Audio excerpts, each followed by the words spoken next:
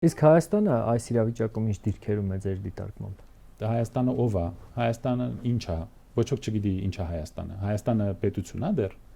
Երբ մեր հարևանները քննարկում են ոնց են անցնելու մեր տարածքով, դա պետություն է։ Երբ հարևանները ձեզ ասում են ձեր բանը պետքա փոխեք, սահմանադրությունը պետքա փոխեք, 300,000 ադրբեջանցի պետքա գա ձեր տարածքում ապրի,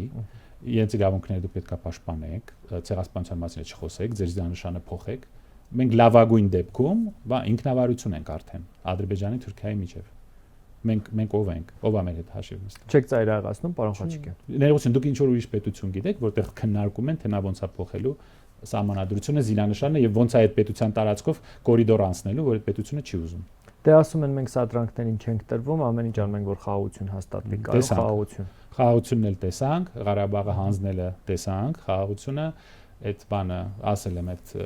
սև լիճը տեսանք, Իրանցը տեսանք, քանի բան են զիջել։ Ջերմուկի բարձունքները տեսանք, հիմա Գորիս ղափան որ մտնենք, ասեն դե մենք խաղաղություն ենք ուզում։ Դե ասում են այդ ամենով բարձրացրել են Հայաստանի ինքնիշխանությունը։ Հա, դա գիտեք, սա արդեն հոգեբուժ է պետք, ես չեմ կարող օգնել, սա հոգեբուժ է։ Այսինքն դուք մի կողմից քանդում եք ձեր պետությունը, մյուս կողմից ասում եք, որ մենք հզորացնում ենք մեր պետությունը նրանով, որ մեր վրա թքում են ամեն օր երկու կողմից։ Թուրքիան, Ադրբեջանը մեր հետ խոսում են որպես իրենց հպատակ ինչ որ երկրի հետ։ Եվ դուք մեր ինքնիշխանությունը բարձրացրել եք։ Սա խելագարություն է, ես հոգեբուժ չեմ։